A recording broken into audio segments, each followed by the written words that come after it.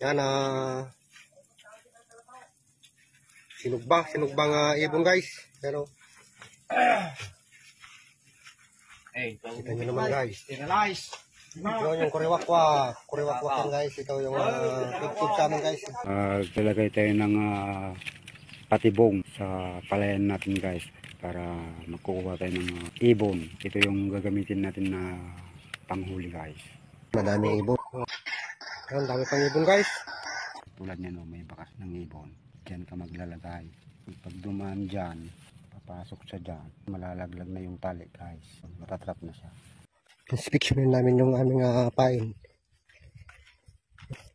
Natin guys. May nakuha. Nakuha na naman tayong isa. Yun guys, yun.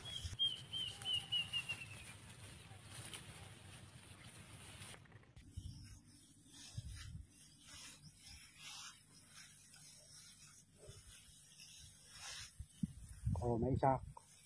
May isa guys. Saan mo ito guys oh. Kita nyo guys. Yan oh. Yan. May kuhang isa yung pain.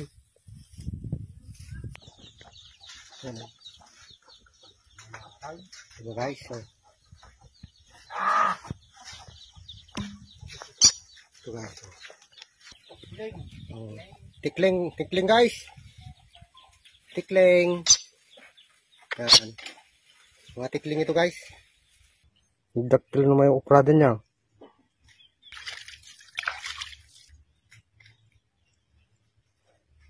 Malaki na yung karne niya guys pag nabiak na.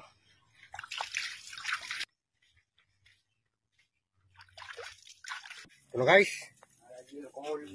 Yan sinugbang ibon guys. Pero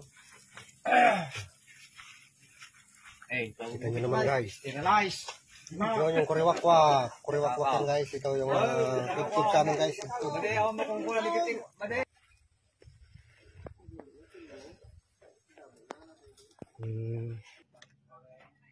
Yan guys. Ina-slice na guys ang ibon. Sarap.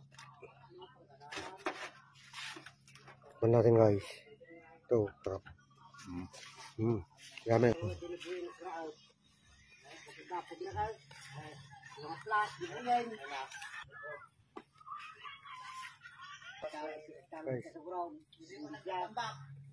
Sana guys, nagustuhan nyo ang aking vlog guys. Salamat sa panonood.